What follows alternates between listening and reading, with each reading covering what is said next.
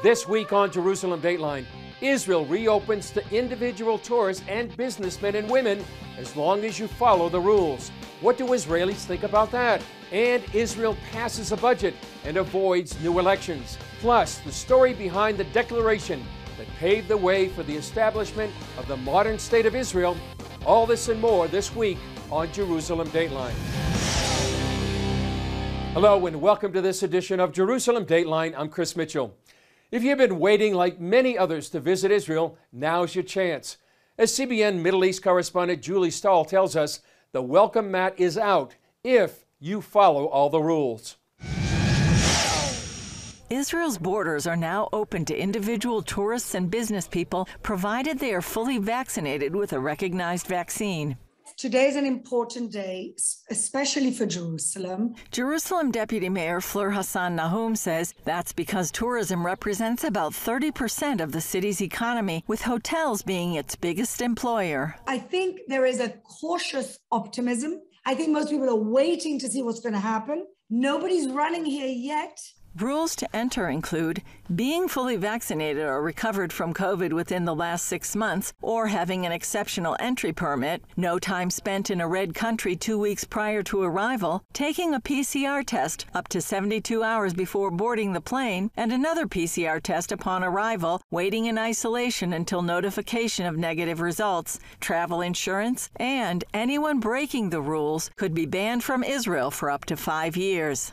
Hassan-Nahoum sees some problems with the plan. She notes most countries don't have a third booster yet, and it's not clear whether unvaccinated children will be allowed in. This is not open skies. This is partial opening. Many people will be able to get here, but many people still may not. In June, the tourism ministry tried out a pilot program allowing in small groups of vaccinated tourists. Thousands have visited since then, mostly from the U.S. and Europe. The plan had been to allow vaccinated individuals to enter the country beginning in July, but that was postponed after a fourth surge in COVID cases. We opened for a very short period in July when we hoped that the business will come back, but unfortunately it didn't happen at the time in July. Now things are looking up. We have quite a few groups coming in the next few weeks. Some 4.5 million tourists visited Israel in 2019. The hope for that trend to continue went away when COVID hit, closing travel worldwide. While hotels here have been closed for the last year and a half, David Tucker, chairman of the Jerusalem Hotel Association, sees tourism making a comeback. I believe in 2022, we'll start seeing more and more groups.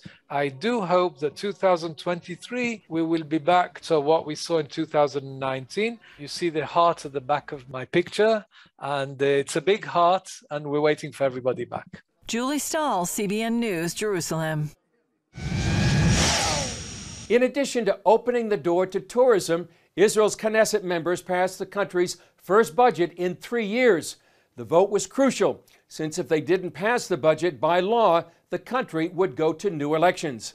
Earlier, CBN News senior editor John Waggy and CBN News Middle East correspondent Julie Stahl joined me in our Jerusalem studio to talk more about the implications of the budget passage, as well as other issues affecting Israel and the Middle East. John and Julie, thanks for joining me on this roundtable. John, first to you. The Bennett government has been in office now for several months and passed its first major hurdle by passing the budget in the Knesset. Tell us, what do you think is the status of this government? And also tell us what you think about right now, what's happening with opposition leader Benjamin Netanyahu. They've succeeded in clearing this big hurdle, which is the budget. But the problem is that now they're going to face each other. And this is a widely disparate group in the coalition, ranging from an Arab party that doesn't even want the existence of Israel on paper and a right-wing settlers group. So you have the run the gamut, and the government is celebrating. They're celebrating because they needed this to avoid new elections right away, but it doesn't mean that they're not entering probably the most challenging time, and it doesn't mean that the government can't fall. As far as Benjamin Netanyahu goes, the last poll I saw had Likud with 36 seats compared to, 30 that they have now. He's only rising in authority, but it's, this is an add-on for the the current government, but they may survive another several months. Yeah, Julie, two of the issues that really have put the Bennett coalition and the Biden administration at odds has been, one, the U.S. consulate. They want to reintroduce that here in Jerusalem, and also settlements, housing units in Judea and Samaria. How do you see the Bennett and the Biden administration resolving these two issues? Well, you know, Chris, the Prime Minister Bennett, when he first was elected, he said he was going to, you know, try to have a new kind of relationship with Washington, and he was going to be super friendly, and everything was going to be great. But you can see already there's a strain on the relations there. First of all, with the consulate, that's quite a big deal. It's very subtle. The Palestinian Affairs Unit of the embassy has been housed in the same building continuously, but what they're doing is talking about removing it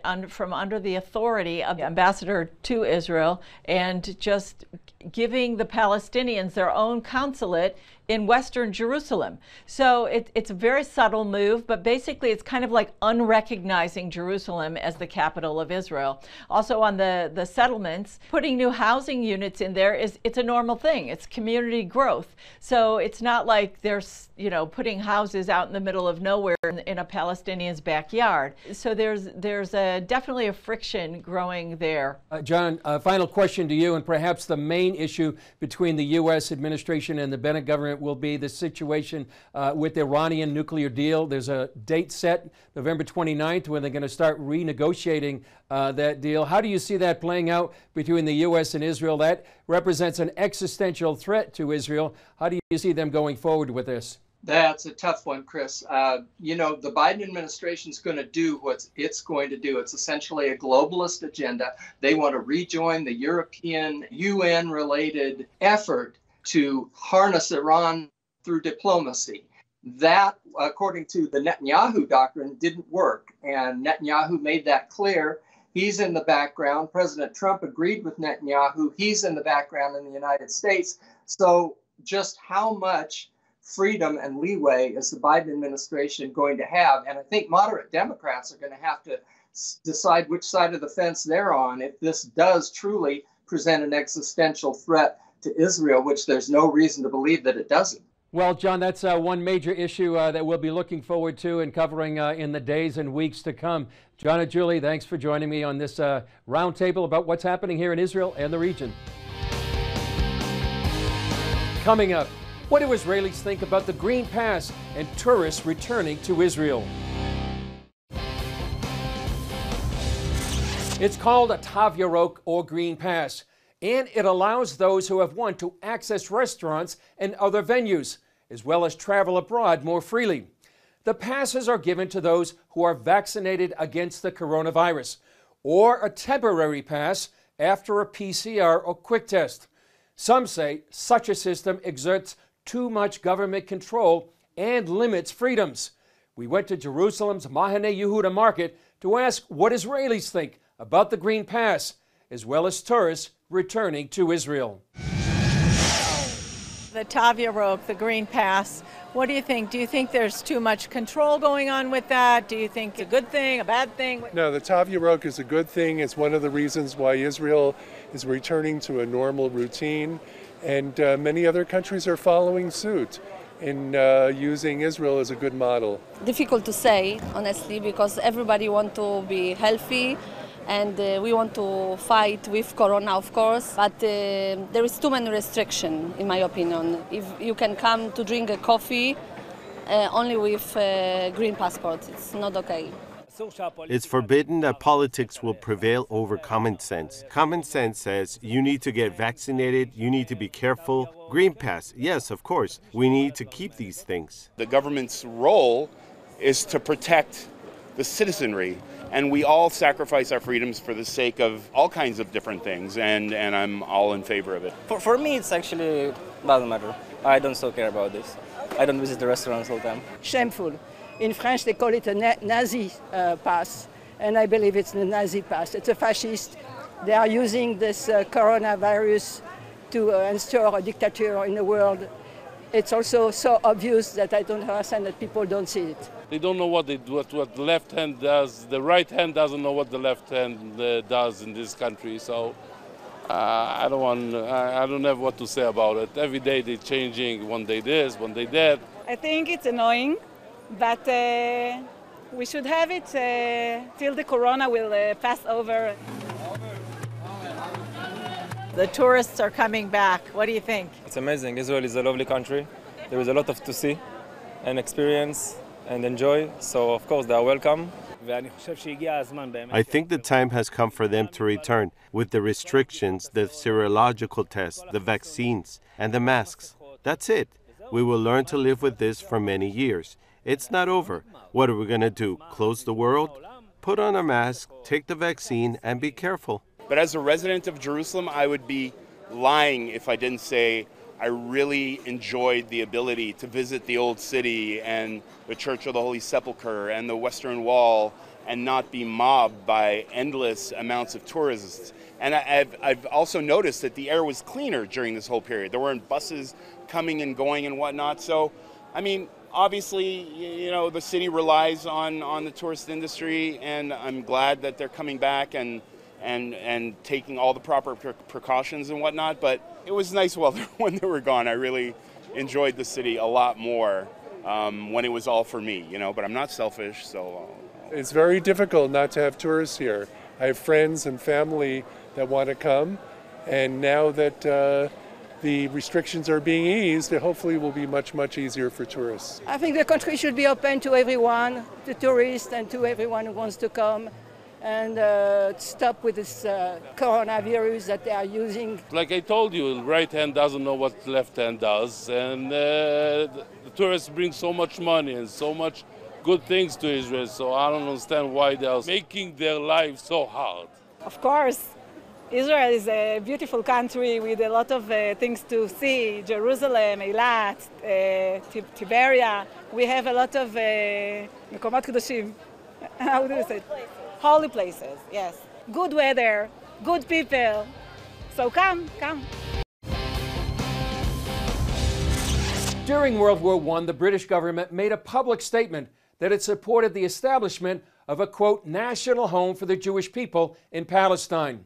It's known as the Balfour Declaration, and it paved the way for the establishment of the State of Israel. Here's a clip from CBN's documentary, The Hope, chronicling that historic moment. On November 2nd, 1917, the British government issued a letter that promised the Jewish people their first homeland in nearly 2,000 years. And with just 67 words, the map of the world changed forever. His Majesty's government view with favor the establishment in Palestine of a national home for the Jewish people, and will use their best endeavors to facilitate the achievement of this object, it being clearly understood that nothing shall be done which may prejudice the civil and religious rights of existing non-Jewish communities in Palestine, or the rights and political status enjoyed by Jews in any other country. David Lloyd George had been raised in a deeply religious home in Wales, where he had studied the history of the Jewish people. He had become convinced of their right to return to their biblical homeland, and often spoke of putting Israel back on the map and providing a national hearth and a refuge for the hunted children of Israel. During World War I, Lloyd George became Britain's first Minister of Munitions, and in this capacity, he met a scientist who shared his dream of a Jewish homeland. At the height of World War I, Great Britain experienced a critical shortage of acetone, the chemical needed to create the explosive in artillery cartridges. So a Jewish chemist in Manchester went to work and came up with a new way to create acetone by fermenting grain, corn, and even chestnuts. He worked day and night to reproduce it in mass quantities, and soon the British were producing 90,000 gallons a year. The chemist who saved the British Army was a Russian Jewish man named Chaim Weizmann. a Zionist leader who would one day become the first president of the State of Israel.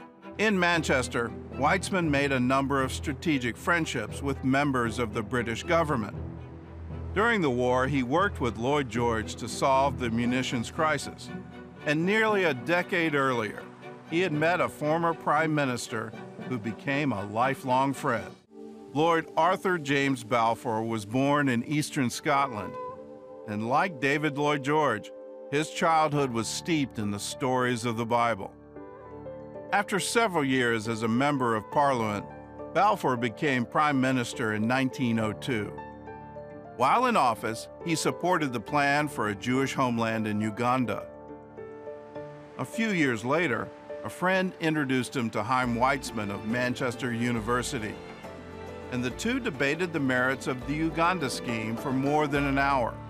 But the Russian Jews need a safe haven immediately. Why not British East Africa? The survival of Zionism is based on a spiritual conviction, and that conviction is based on Palestine, and on Palestine alone. If Moses had been here when they had proposed Uganda, he would surely have broken the tablets once again. Mr. Balfour, supposing I were to offer you Paris instead of London, would you take it? Dr. Weizmann, we have London. That is true. And we had Jerusalem when London was nothing more than a marsh. Are there many Jews who think like you? I believe I speak the mind of millions of Jews who cannot speak for themselves. If that is so, Dr. Weizmann, then you will one day be a force. Lord Balfour had gone into the meeting hoping to change Weizmann's mind, but instead, he became the convert, and the Jewish people gained an ally in one of the most powerful men in England. On November 2nd, 1917, the final letter, signed by Balfour, was sent to Lord Rothschild. A week after that, it was published in newspapers around the world. Leaflets of the text were then airdropped over Jewish communities in Germany, Austria, and parts of Russia. But it would be another 3 decades after the Balfour Declaration before the Jews would have their state. The Jews needed a home in which to survive, and they fought to achieve it. And sometimes they fought against the British to achieve it. The Balfour Declaration was an opening, but it was the Jews who kept the promise of the Balfour Declaration, not the British. It was the Jews who made it happen.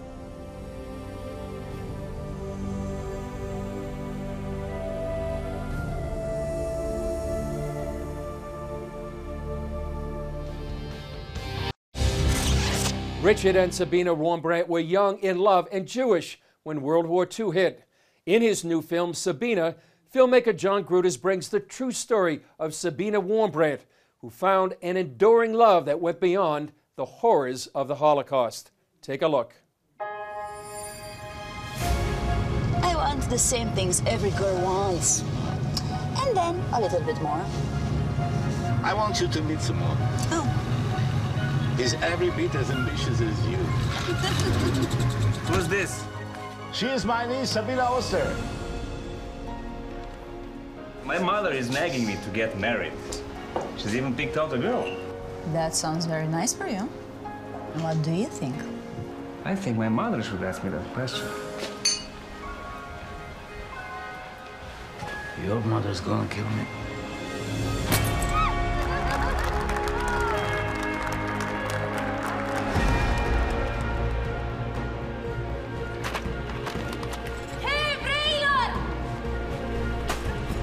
SS came looking for you today. I'm not hiding. Maybe you should.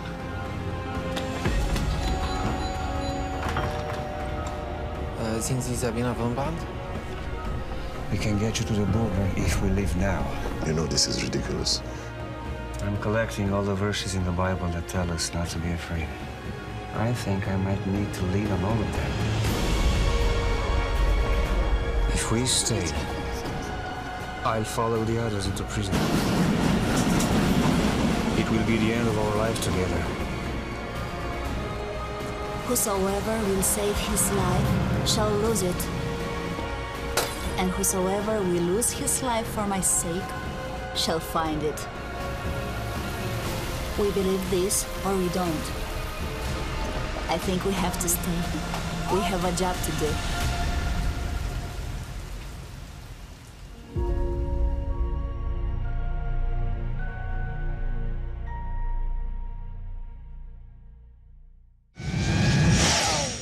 For those in the U.S., Sabina will be shown in theaters around the country on November 8th, 9th, and 10th.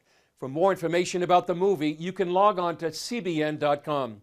Well, that's all for this edition of Jerusalem Dateline. Thanks for joining us.